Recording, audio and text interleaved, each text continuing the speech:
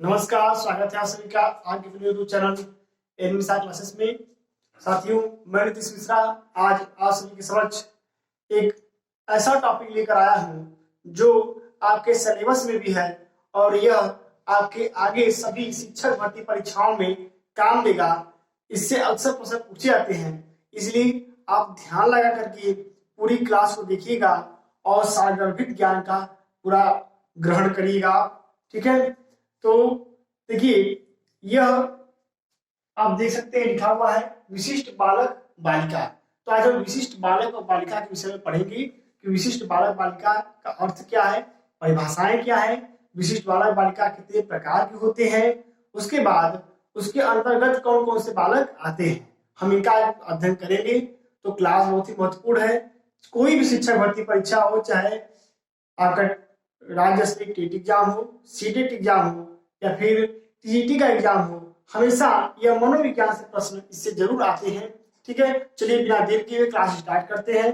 Channel पहले आप visit कर रहे हैं तो बेल आइकन को प्रेस कर दीजिएगा, चैनल को सब्सक्राइब कर दीजिएगा और इस लॉकडाउन में हम आपको क्लास उपलब्ध करा रहे हैं तो इसका फायदा स्वयं ग्रहण करते हुए अपने अन्य बीएड के सभी प्रशिक्षणार्थी भाइयों को क्लास शेयर भी करिएगा, जिससे कि उनको भी इसका फायदा मिल सके। ठीक है, तो चलिए देखिए, सबसे पहले विशिष्ट बालक बालिका का हम अर्थ समझते हैं कि विशिष्ट बालक और बालिका कहते किसे हैं। तो देखिए अर्थ हमने यहाँ पे लिखा हुआ भी है। ठीक है, देखिए अर्थ क्या है, इसका अर्थ है कि वह बालक जो विकास के विभिन्न पक्षों में सामान्य से अलग होते हैं। क्या होते हैं? सामान्य से अलग होते हैं तथा जिसके लिए अलग से ध्यान देने की जरूरत होती है, ऐसे बालक को हम कहते हैं विशिष्ट बालक। जैसे कहीं आप जाते निमंत्रण में, कई बार प्रोग्राम हो रहा है तो वहां पे देखिए तो अतिथि बैठे होते हैं नीचे और ऊपर लिखा होता है विशिष्ट अतिथि। तो जो विशिष्ट शब्द प्रयोग किया गया रहता है वह भी अतिथि होते ही हैं, लेकिन क्या होते हैं? सामान्य से थोड़ा से भिन्न अतिथि होते हैं, इसलिए उनके नाम के आगे लिखा होता है विशिष्ट अतिथि। ठीक है, तो उसी तरह ये विशिष्ट बालक होते हैं। यह क्या होते हैं? विशिष्ट मतलब कि सामान्य नहीं होते, असामान्य होते हैं, सामान्य से अलग होते हैं और इनके लिए अलग से ध्यान देने की आवश्यकता होती है। ठीक है, तो यह देखिए हो गया अर्थ। अब हम देखते हैं परिभाषा कि विशिष्ट बालक की परिभाषा क्या है। तो देखिए विशिष्ट बालक की परिभाषा दो मनोवैज्ञानिकों ने दी है। सबसे पहले है क्रुक्सैंक महोदय। क्रुक्सैंक महोदय ने कहा कि विशिष्ट बालक वह बालक है जो बौद्धिक, शारीरिक और सामाजिक, ध्यान देने की जरूरत है कौन कौन सा से, बौद्धिक, शारीरिक और सामाजिक। इसके बाद एक और है संवेगात्मक। इन चारों पहलुओं से, इन चारों दृष्टिकोणों से, बौद्धिक, शारीरिक, सामाजिक और संवेगात्मक दृष्टि से इतना अलग होता है कि वह नियमित विद्यालय कार्यक्रम से, जो रेगुलर विद्यालय का शेड्यूल है, उससे अधिकतम लाभ नहीं उठा सकता।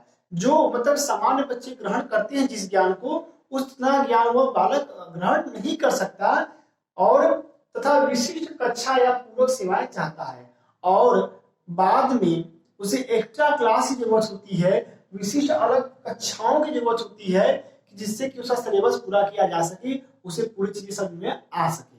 ठीक है, तो ऐसे बालक को क्या कहते हैं? क्रुक्सैंक महोदय के अनुसार विशिष्ट बालक कहते हैं। एक डिफिनेशन और है क्रिक महोदय ने। क्रिक महोदय देखिए डिफिनेशन क्या दिया, इन्होंने कहा कोई विशिष्ट बालक वह बालक होता है जो सामान्य या औसत बालक से, कोई सामान्य बालक या एवरेज चिल्ड्रन से मानसिक, शारीरिक तथा सामाजिक विशेषताओं में इतना अधिक अलग होता है कि वह विद्यालय व्यवस्थाओं में संशोधन, वह जो विद्यालय व्यवस्था में चाहता है कि इसमें बदलाव हो जाए या फिर विशेष शैक्षिक सेवाएं चाहता है या भी चाहता है कि उसे और अलग से एजुकेशन में क्या मिले, फैसिलिटी मिले, सुविधा मिले, जिससे कि वह अधिकतम क्षमता का विकास कर सके, उसे अन्य एक्स्ट्रा क्लासेस मिले जिससे कि वह अपने जो अंदर की एबिलिटी है उसको क्या करे, डेवलप कर सके। ठीक है, तो यही था विशिष्ट बालक। अब हम देखेंगे कि विशिष्ट बालक या बालिका के प्रकार। ठीक है, विशिष्ट बालक और बालिका कितने प्रकार के होते हैं। देखिए विशिष्ट बालक बालिकाओं के प्रकार हमें लिखा हुआ है। देखिए विशिष्ट बालक बालिकाओं के प्रकार समझने से पहले ये समझिए, जैसे कि कह देता है कि मनुष्य कितने प्रकार के होते हैं, तो कितने प्रकार के होते हैं तो उसमें कई सारे आधार हैं, कई चीजों का आधार बनाए। जैसे लंबाई को आधार बना के देखा जाए तो एक लंबकाय मनुष्य होता है, एक आकार में नाटा होता है, एक मध्यम आकार का होता है जिसमें हम लोग आते हैं। उसके बाद अगर हम स्वभाव का आधार बना के देखें, एक बहुत ही उग्र स्वभाव के व्यक्ति होते हैं, एक मधुर स्वभाव के होते हैं, और एक आते हैं शांत स्वभाव के होते हैं। ठीक ठीक उसी तरह यह जो हमारे विशिष्ट बालक हैं, यह भी अगर हम इनको कई दृष्टिकोण से आधार बनाकर देखें तो बौद्धिक दृष्टिकोण के आधार पर विशिष्ट बालक जो होते हैं वो दो प्रकार के होते हैं, एक गार्ड रिटेड बॉय होते हैं और एक मेंटली रिटायर्ड बॉय होते हैं, मंदबुद्धि बालक और पहला प्रतिभाशाली बालक। ठीक, और शैक्षिक दृष्टि से अगर हम एजुकेशन को अगर बेस बनाए उस हिसाब से विशिष्ट बालक जो होते हैं वो तीन प्रकार हो जाते हैं। पहला है तीव्र बालक, दूसरा है पिछड़े बालक और तीसरा है अधिगम अक्षम बालक। ठीक है, अब ये सब बालक क्या है इनको आगे क्लासों में एक्सप्लेन करते रहेंगे। आज की क्लास में सिर्फ हम प्रतिभाशाली बालक को एक्सप्लेन करेंगे और प्रतिभाशाली बालक के विषय में पढ़ेंगे। उसके बाद जो क्लासेस चलेंगी उसमें हम मंदबुद्धि बालक, पिछड़े बालक इस सब के बारे में पढ़ेंगे। आगे देखिए समस्यात्मक बालक। समस्यात्मक बालक क्या होते हैं? ये भी तीन प्रकार के होते हैं जो हमेशा समस्या उत्पन्न करते रहते हैं। ठीक है, ऐसे बालक जो होते हैं सामाजिक रूप से कुसामाजिक बालक इनके अंतर्गत आते हैं। दूसरा संवेगात्मक रूप से असंतुलित बालक जो कि अपने संवेगों पर कंट्रोल नहीं कर पाते।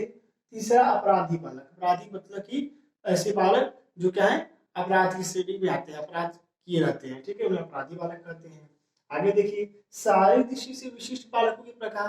तो शारीरिक दृष्टि से विशिष्ट बालक जो होते हैं वो 6 प्रकार के होते हैं, जिनमें पहला है बहरे बालक, दूसरा कम सुनने वाले बालक, तीसरा अंधे बालक, चौथा है ऐसे बालक जिनके अंदर दृष्टि दोष हो। ठीक है, यानी कि दृष्टि दोष से युक्त बालक। ठीक, वाणी दोष से युक्त बालक जो बालक हकलाते हूँ तुतलाते हूँ। ठीक है, उसका विकलांग बालक जो शारीरिक रूप से दिव्यांग हो। ठीक है, तो ये विशिष्ट बालकों के प्रकार हो गए। अब आप अगर चाहें तो इसके साथ ले सकते हैं। ठीक है, उसके बाद हम आगे पढ़ेंगे। ठीक है, अब हम पढ़ेंगे प्रतिभाशाली बालक किसे कहते हैं। ठीक है, तो प्रतिभाशाली बालक जो होता है इसके कई सारे अन्य नाम भी हैं।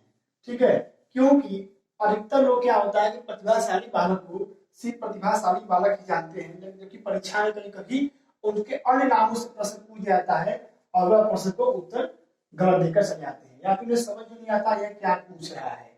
जैसे प्रतिभाशाली बालकों को हम होशियार बालक भी कहते हैं। ठीक है, तो अब कहेंगे होशियार पूछा वो पूछ जाए होशियार बालक से आप क्या समझते हैं, तो होशियार या पूछ दिया होशियार बालक किसे कहते हैं तो समझ नहीं पाएंगे। तो देखिए प्रतिभाशाली बालक के अन्य क्या क्या नाम है। प्रतिभाशाली बालक का अन्य नाम है निपुण बालक, निपुण बालक, होशियार बालक, होशियार बालक। देखिए निपुण बालक, होशियार बालक, तीव्र सीखने वाला बालक, तीव्र सीखने वाला बालक, क्योंकि बालक किसी भी चीज को बहुत जल्दी से सीख लेते हैं। उसके बाद एक और नाम है जिसका नाम है श्रेष्ठ बालक, इनको हम बोलते हैं श्रेष्ठ बालक। ठीक है, तो ये कितने नाम हो गए? देखिए प्रतिभाशाली, निपुण, होशियार, तीव्र और श्रेष्ठ, ये हमारे सामने इसके 5 नाम हो गए। 5 नाम हो गए। ठीक है, प्रतिभाशाली बालकों के कितने नाम हो गए? 4 नाम हो गए। प्रतिभाशाली भी लेंगे तो 5 नाम हो गए। ठीक, अब देखिए बात आती है प्रतिभाशाली बालक कहते किसे हैं। ठीक, देखिए गॉड गिफ्टेड बॉय का नाम होता है इंग्लिश में, यानी कि ऐसे बालक जो भगवान के द्वारा प्रदान किए जाते हैं उन्हें हम क्या कहते हैं? प्रतिभाशाली बालक कहते हैं। अब इनको कैसे परिभाषित करेंगे इस चीज को समझिए। तो देखिए इनको परिभाषित करने का मतलब यह है कि 2 चीजों का आधार बना के हम इनको क्या कर सकते हैं? परिभाषित कर सकते हैं। अब ये 2 चीजें कौन सी हैं? तो देखिए 2 चीजें जो हैं, पहला है बुद्धि लब्धि के आधार पर, पहला है बुद्धि लब्धि को आधार बनाकर, बुद्धि लब्धि मतलब IQ। ठीक, और दूसरा क्या है? सांख्यिकी, सांख्यिकी को आधार बनाकर बुद्धि लब्धि को आधार बना करके। तो बुद्धि लब्धि को सबसे पहले देखते हैं। देखिए बुद्धि लब्धि यानी कि जो IQ का जो सूत्र जिन्होंने दिया था MA/CA × 100। ठीक है, यानी कि MA/CA × 100, ये जो मानसिक आयु बटा शारीरिक आयु बटे 100 का जो सूत्र दिया था किसने दिया था? टर्मन महोदय ने दिया था। वो हम बुद्धि वाला क्लास में बताए हैं, अगर क्लास नहीं की हो तो डिस्क्रिप्शन बॉक्स में लिंक दे दूंगा बुद्धि वाले क्लास की, आप वहां पे उसे देख लीजिएगा। और बुद्धि मापन के क्लास में बुद्धि लब्धि हमने पढ़ाया है, वहां से बुद्धि लब्धि भी आप देख लीजिएगा। ठीक है, कि IQ कैसे निकालते हैं। ठीक, तो देखिए बुद्धि लब्धि का सूत्र से टर्मन महोदय, टर्मन महोदय ने कहा कि जिन बालकों की बुद्धि लब्धि 140 से ऊपर होती है वह क्या होते हैं, प्रतिभाशाली बालक कहलाते हैं। ठीक, जबकि एक मनोवैज्ञानिक हैक महोदय ने कहा कि जिन बालकों की बुद्धि लब्धि 125 से ज्यादा होती है उन्हें हम कहते हैं प्रतिभाशाली बालक।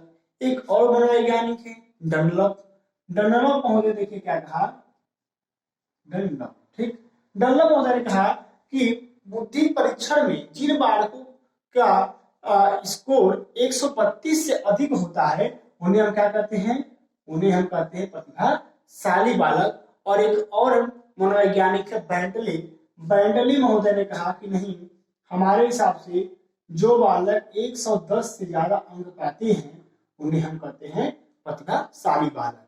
ठीक है, तो यह सभी मनोवैज्ञानिकों के अलग अलग अपने अपने विचार है प्रतिभाशाली बालकों को बुद्धि लब्धि के आधार पर परिभाषित करने के लिए। ठीक है, और सांख्यिकी के आधार पर देखेंगे तो किसी भी समुदाय का 20%, किसी भी समुदाय का 20% भाग जो होता है वह क्या होता है, प्रतिभाशाली बालकों का होता है। ठीक, और किसी भी कक्षा में 3 से कक्षा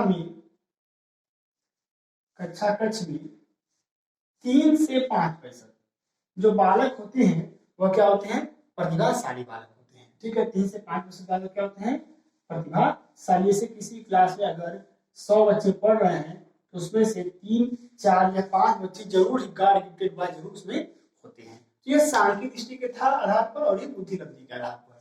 ठीक, तो आप लोगों ने ये समझ लिया कि विशिष्ट बालकों के प्रकार में सबसे पहला है प्रतिभाशाली बालक, बुद्धि अगर भौतिक आधार बनाया तो प्रतिभाशाली बालक। दूसरा है मंद बुद्धि बालक की चर्चा हम अगले क्लास में करेंगे। और प्रतिभाशाली बालक के अन्य नाम भी आपने जान लिया, उसका अर्थ जान लिया, परिभाषा जान लिया बुद्धि लब्धि और सांख्यिकी के आधार पर। अब हम जानेंगे कि प्रतिभाशाली बालकों की विशेषताएं क्या क्या होती है। ठीक है, ये प्रतिभाशाली बालकों की विशेषताएं।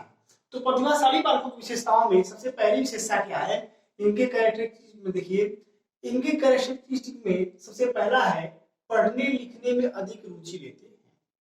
इनके जो कैरेक्टरिस्टिक्स हैं, सबसे पहली चीज देखिए बहुत ही महत्वपूर्ण है कि पढ़ाई लिखाई में बहुत ज्यादा रुचि लेते हैं प्रतिभाशाली बालक। दूसरा देखिए क्या है, शब्द भंडार व्यापक होता है। ये शब्दों के जादूगर होते हैं जो प्रतिभाशाली बालक होते हैं। इनके पास किसी को प्रसन्न करने के लिए इतने सारे शब्द होते हैं कि अपने शब्दों के माध्यम से उसे कुछ न देते हुए भी क्या करते हैं, राय के पहाड़ पर चढ़ा देते हैं। ठीक है, अपने शब्दों के माध्यम से क्या करते हैं, यह अपने आप को दूसरे बालकों से श्रेष्ठ साबित करते हैं, इसीलिए प्रतिभाशाली बालक होते हैं। इसलिए इनका शब्द भंडार क्या होता है, व्यापक होता है। आगे देखिए, कठिन विषयों में रुचि लेते हैं।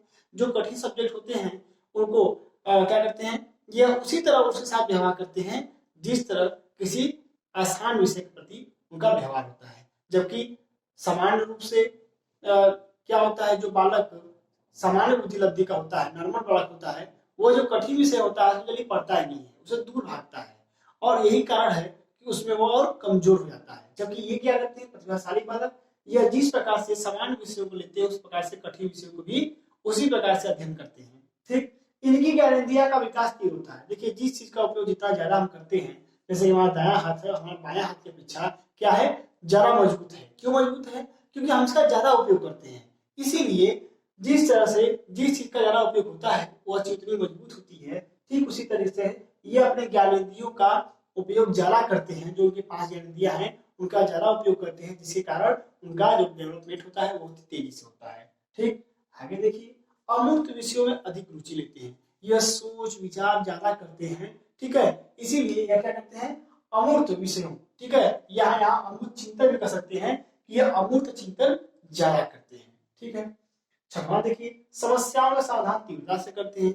यह अपने समस्याओं का जो समाधान होता है अपने सूझबूझ के द्वारा बहुत ही जल्दी से तो समाधान कर लेते हैं, प्रतिभाशाली बालक। ये समस्याओं को समझ लेते हैं कि वास्तु स्थिति है क्या। आगे देखिए, विद्यालय परीक्षा में अधिक अंक प्राप्त करते हैं। जो विद्यालय परीक्षा होती है तो ज्यादा अंक अर्जित करते हैं प्रतिभाशाली बालक, ये तो सभी लोग जानते हैं। आगे देखिए, बुद्धि परीक्षणों पर अंक अधिक होते हैं। जब इनके बुद्धि परीक्षणों पे अंक अधिक होंगे तभी तो ये प्रतिभाशाली बालक कहलाएंगे। ऐसा ही टर्मन ने कहा कि जब इनका बुद्धि परीक्षण हम लेते हैं तो 140 से अधिक अंक प्राप्त होते हैं। ठीक, तो यानी कि इनके बुद्धि परीक्षण पे अंक क्या होंगे, अधिक प्राप्त होंगे। आगे देखिए, विद्यालय व गृह कार्य जल्दी से कर लेते हैं। जो उनके होमवर्क होता है, जो विद्यालय कार्य होता है, उसको क्या करते हैं, वो जल्द से जल्द समाप्त कर लेते हैं। ठीक, आगे देखिए, इनमें अंतर्दृष्टि या सूझ अधिक होती है। अंतर्दृष्टि या सूझ अधिक होने का मतलब यह है कि इनके अंदर किसी भी चीज को समझने की क्षमता क्या होती है, बहुत ही ज्यादा होती है। इनसाइट, ठीक है, इनके अंदर सूझबूझ की क्षमता बहुत ही ज्यादा होती है। वो समझ जाते हैं कि सामने वाला व्यक्ति झूठ बोल रहा है, कि बात बनाकर बोल रहा है, कि सही बात कह रहा है। वह तर्क के आधार पर उसको क्या करते हैं, संश्लेषित करते हैं, विश्लेषित करते हैं, तब उसकी बातों को मानते हैं। ऐसा नहीं किसी ने कह दिया कि छुट्टी तुम्हारे कॉलेज की है तो मान ली यहाँ से घर चले गए, नहीं, और पूछे किस लिए छुट्टी है, किसने सूचना आपको दी, आपको कैसे मालूम हुआ, कोई रास्ते में लड़का मिला था। ठीक है, तो ये सब क्या है, ये सब अंतर्दृष्टि और सूझ का एक परिणाम है कि वह अपने अंदर की जिज्ञासाओं को समाप्त करके तब किसी चीज को मानते हैं, किसी चीज को स्वीकार करते हैं। तो यह था प्रतिभाशाली बालकों की विशेषताएं। अब हम जानेंगे कि प्रतिभाशाली बालकों की पहचान कैसे की जाए, क्योंकि जब तक प्रतिभाशाली बालकों की पहचान नहीं हो जाती है तब तक हम कैसे पता करेंगे कि यह बालक प्रतिभाशाली है या फिर सामान्य बालक है। ठीक है,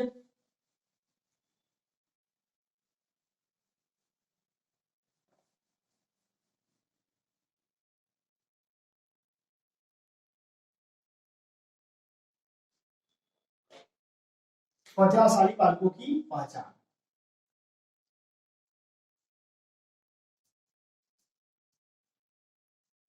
देखिए, प्रतिभाशाली बालकों की पहचान दो चीजों से की जा सकती है। किनसे किनसे, पहला सिस्टमैटिक ऑब्जर्वेशन से, यानी विधिवत अवलोकन से, विधिवत अवलोकन। और दूसरा है क्या है, प्रमापीकृत परीक्षण से। अब देखिए, विधिवत अवलोकन से क्या मतलब है। विधिवत अवलोकन से मतलब यह है कि सिस्टमैटिक ऑब्जर्वेशन, तो किसी भी बालक का ऑब्जर्वेशन कौन करेगा, या तो उस कक्षा के क्लास टीचर करेंगे, जो अध्यापक होंगे वो ऑब्जर्वेशन करेंगे, या तो उस बालक के साथ पढ़ने वाले उसके सहपाठी करेंगे। यही तो उन्होंने करेंगे, सहपाठी जो उसके साथ रहते हैं, या तो जो उसको पढ़ाता है वो अध्यापक, यही दोनों क्या करेंगे, ऑब्जर्वेशन करेंगे, अवलोकन करेंगे। अवलोकन कैसे करेंगे, जैसे कि कोई भी पाठ्य सरकारी क्रियाएं चल रही है, जैसे कि संगीत है, नाटक है, कोई भी कल्चर प्रोग्राम है, या फिर निबंध प्रतियोगिता है, ठीक है, भाषण है, और बाकी भी अन्य जो भी कार्यक्रम है विद्यालय के, उनमें लड़का कैसा अपना प्रदर्शन कर रहा है, उसके आधार पर अध्यापक क्या करता है, उसको सामान्य, मंद बुद्धि या फिर प्रतिभाशाली का दर्जा देता है। और सहपाठी कैसे करेंगे, सहपाठी कक्षा में रहते हैं बालक के साथ, वो जानते हैं कि हाँ ये इस व्यवहार का है, ठीक है, यह उग्र स्वभाव का है, ये तेज है, यहाँ प्रश्न का उत्तर देता है। जैसे कि अगर कह दिया जाए क्लास में कि मॉनिटर आपको चुनना है, तो दो लोगों को खड़ा कर दिया गया, ठीक, तो बालक जो है वह कुछ लोग उसके पक्ष में हाथ उठाएंगे, कुछ लोग इसके पक्ष में हाथ उठाएंगे। तो जिनकी संख्या ज्यादा रहेगी, जिनको ज्यादा मत प्राप्त होगा, उसको क्लास का मॉनिटर बना दिया जाएगा। तो ऐसा क्यों होता है कि दूसरे पक्ष में ज्यादा लोग हाथ उठाते हैं, ऐसा इसलिए होता है क्योंकि वे उसका क्या करते हैं, ऑब्जर्वेशन करते हैं, अवलोकन करते हैं कि वो कैसे सबसे बात करता है, उसका रहन सहन कैसा है, उसका खान पान कैसा है, उसका आचार विचार कैसा है। तो इस आधार पर जो कक्षा के छात्र होते हैं उसे प्रतिभाशाली करार देते कि नहीं बहुत तेज लड़का है। ठीक, आगे देखिए, प्रमापीकृत परीक्षण के द्वारा, तो प्रमापीकृत परीक्षण द्वारा कैसे पता लगेगा, पहचान की जाएगी कौन सा बालक प्रतिभाशाली है, कौन प्रतिभाशाली नहीं है। इसके लिए हम क्या करेंगे, प्रमाणीकृत परीक्षणों में सबसे पहले एक हम परीक्षण है व्यक्तिगत बुद्धि परीक्षण।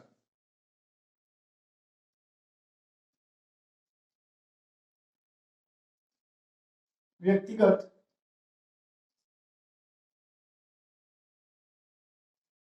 बुद्धि परीक्षण। दूसरा है सामूहिक बुद्धि परीक्षण,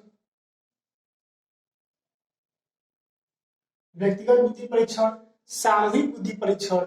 उसके बाद क्या है हमारा कई सारे और बुद्धि परीक्षण हैं जिनके द्वारा हम एक कक्षा में सभी छात्रों को या तो सामूहिक रूप से कोई प्रपत्र दे दें जिससे कि उनका क्या किया जा सके, बुद्धि परीक्षण किया जा सके, या तो हम क्या करेंगे व्यक्तिगत बुद्धि परीक्षण करेंगे, यानी सभी बालकों को बारी बारी से बुलाएंगे। या हम एक काम और कर सकते हैं, विशिष्ट योग्यता परीक्षण भी कर सकते हैं। विशिष्ट योग्यता परीक्षण का अर्थ यह है कि किस बालक में कौन सी विशिष्ट योग्यता है इसका पता लगा करके हम विशिष्ट योग्यता परीक्षण के द्वारा हम पता लगा करके उसे प्रतिभाशाली का चुनाव कर सकते हैं। तो यह बात हो गई प्रतिभाशाली बालकों की पहचान की कि कैसे प्रतिभाशाली बालकों की हम पहचान कर सकते हैं। ठीक है, इसी साथ में चाहते हैं तो लिख सकते हैं। चलिए अब देखिए विशिष्ट बालकों की शिक्षा किस प्रकार उनको प्रदान की जाए इसकी भी बहुत ही अनिवार्यता है जानने के लिए। विशिष्ट बालकों की शिक्षा, क्योंकि हम शिक्षा मनोविज्ञान पढ़ रहे हैं तो यहाँ पे जो भी चीजें आती हैं वह हमारी शिक्षा से संबंधित हो जाती हैं। ठीक है, तो विशिष्ट बालकों की शिक्षा कैसी हो, तो देखिए विशिष्ट बालकों की शिक्षा के लिए सबसे पहली बात कि विशिष्ट कक्षाएं चलाई जानी चाहिए। क्या चलानी चाहिए? विशिष्ट कक्षाएं। ठीक, उनको सामान्य बालकों से हटा करके उनके लिए अवश्य स्पेशल क्लास का आयोजन किया जाना चाहिए। उसके बाद देखिए जब विशिष्ट कक्षाएं चलेंगी तो श्रेष्ठ अध्यापक की भी आवश्यकता होगी। इसकी आवश्यकता होगी श्रेष्ठ अध्यापक, एक्सपर्ट टीचर, श्रेष्ठ अध्यापकों की भी आवश्यकता पड़ेगी। ठीक, आगे देखिए ऐसे बालकों का तीव्र गति से प्रवेश किया जाए, तीव्र गति से प्रवेश लिया जाए। अब जैसे कि कोई बालक है, अब वह आया एडमिशन के लिए, आपका जो हमारा सीट फुल है, ऐसा नहीं हो। जब बालक प्रतिभाशाली है, जैसे हमारी कक्षा 3 साल का है तो वह क्या आ गया एलकेजी में एडमिशन ले लिया, 4 साल का हुआ यूकेजी में चला गया, 5 साल का हुआ तो 1 में चला गया, और जब 15 साल का हुआ तो कक्षा 10 में चला गया। इस तरह वह 15 साल में अपना हाई स्कूल की शिक्षा समय से पूरी कर लेगा। ठीक, तो ऐसे बालकों का जो प्रतिभाशाली बालक होते हैं उनका जो प्रवेश होता है वह क्या होना चाहिए? तीव्र गति से होना चाहिए। ठीक है, आगे देखिए चौथा क्या है? व्यक्तिगत ध्यान। तो ऐसे बालकों को व्यक्तिगत ध्यान में रखना चाहिए। व्यक्तिगत ध्यान का अर्थ यह है कि जब आप पढ़ने बैठे तो बीच बीच में माता पिता या शिक्षक को ध्यान उन पे देना चाहिए, वे क्या पढ़ रहे हैं, उनको कहीं समस्या को तो सामना नहीं करना पड़ रहा है, इसलिए व्यक्तिगत ध्यान भी प्रतिभाशाली बालकों की शिक्षा में रखना चाहिए। आगे देखिए संपुष्ट कार्यक्रम। संपुष्ट कार्यक्रम का अर्थ यह है कि बालकों को बीच बीच में पुस्तकालय, भ्रमण, इन सभी जगहों पे ले जाना चाहिए। ऐसे क्या होता है कि ऐसे बालक होते हैं विस्तृत अनुभव प्राप्त करते हैं। ठीक है, और वो जो ज्ञान प्राप्त करते हैं वो क्या होता है? वो ज्ञान अस्थायी होता है। ठीक है, इसके बाद देखिए एक बहुत ही महत्वपूर्ण चीज है जिसे हम कहते हैं प्रोत्साहन। प्रोत्साहन बहुत ही महत्वपूर्ण चीज है पढ़ाई में, चाहे वो किसी भी स्तर का बालक हो। प्रोत्साहन यानी कि जो मोटिवेशन होता है, जैसे कि मैं ही आपको पढ़ा रहा हूँ, अब मैं इतने दिन से घर में था, बंद था, अच्छा नहीं लग रहा था। ठीक है, हम सभी आनंद सर के टच में थे, आनंद सर इसमें कोरोना पॉजिटिव है तो हम लोग भी होम आइसोलेशन में थे, तो अच्छा नहीं लग रहा था। अब आज अच्छा लग रहा है, आप सभी से रूबरू हो करके। ऐसा है कि आप सभी को भी अच्छा लग रहा होगा हमारे साथ अध्यापन करते हुए। ठीक है, तो आज जैसे कि मैं पढ़ा रहा हूँ तो आप मुझे कमेंट के माध्यम से वेरी नाइस सर, ये सर, गुड जॉब सर आप लिखते हैं, तो हमें क्या होता है? हम मोटिवेट होते हैं। उसी तरह ये जो प्रतिभाशाली बालक हैं इनको भी प्रोत्साहन करना चाहिए। अब प्रोत्साहित करने के लिए क्या क्या व्यवस्था की गई है? प्रोत्साहित करने के लिए 2 व्यवस्था की गई है। एक गति निर्धारक विद्यालय की स्थापना की गई है। गति निर्धारक विद्यालय, गति निर्धारक विद्यालय से इसका मतलब समझ रहे हैं, यानी कि नवोदय विद्यालय। कौन सा विद्यालय? नवोदय विद्यालय की क्या की गई है? स्थापना की गई है। ठीक है, जो बालक प्रतिभाशाली है, इंट्रेंस टेस्ट होता है, वो उसे पास करते हैं और पास करने के बाद इस विद्यालय में प्रवेश हो जाता है उनका। ठीक, और दूसरी बात कि सुने छात्रवृत्ति प्रदान करना। छात्रवृत्ति स्कॉलरशिप प्रदान करके भी हम क्या कर सकते हैं, जो प्रतिभाशाली बालक हैं उनको और मोटिवेट कर सकते हैं कि वे और भी पढ़ने में रुचि ले सके। तो इसके साथ आज का यह जो क्लास है यह समाप्त होता है। आशा है कि आप सभी को अच्छा लगा होगा। आगे क्लास में हम मंदबुद्धि बालक और पिछड़े बालक क्या होता है इसका अध्ययन करेंगे। तब तक के लिए मैं नीतीश मिश्रा आप सभी से विदा लेता हूँ। धन्यवाद।